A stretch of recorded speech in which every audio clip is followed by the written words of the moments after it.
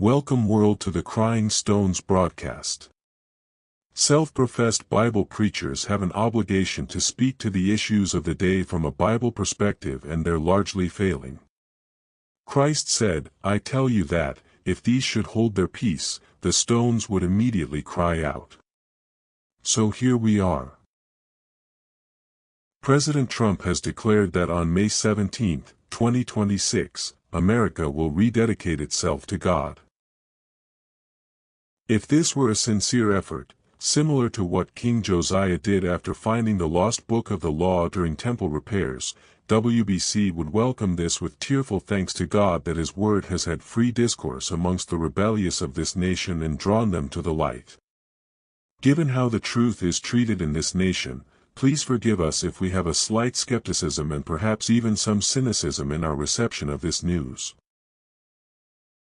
For this to be a sincere returning to God, we would need to see at least these declarations made. 1. Abortion and all support of it is now forbidden. 2.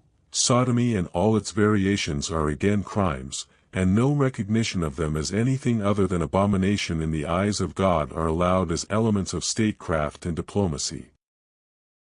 3. Same-sex marriage abolished and all existing affronts to God in the form of current same-sex unions immediately and irrevocably dissolved. 4. Divorce and remarriage is forbidden. 5. Pagan holidays like Easter, Christmas, and Halloween are no longer recognized as national holidays and participation is discouraged. These are just starting points if the nation is indeed to return to God. It is reasonably argued that America was never aligned with God, given its institution rebelling against their proper king over something as silly as taxes. That said, to return to God requires this nation to follow God, to distance itself from those things He hates, to humble itself before His almighty hand, to acknowledge His sovereignty and to repent of its many, many, many sins. A glad-handing gathering of MAGA sycophants on the National Mall will serve only to anger the righteous and holy God of all if it only serves as a platform to justify your sin, your pride, your hubris, and your hatred of His servants and His actual word.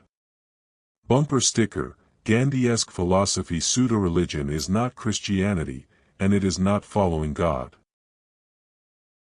You need help to set this up properly, Mr. Trump, and we are here to help you if you are sincere. We hope you are, but we will not hold our breaths waiting for your phone call. Good day, friends, and if it be God's will, may you be called to His perfect election and be granted the peace of His grace.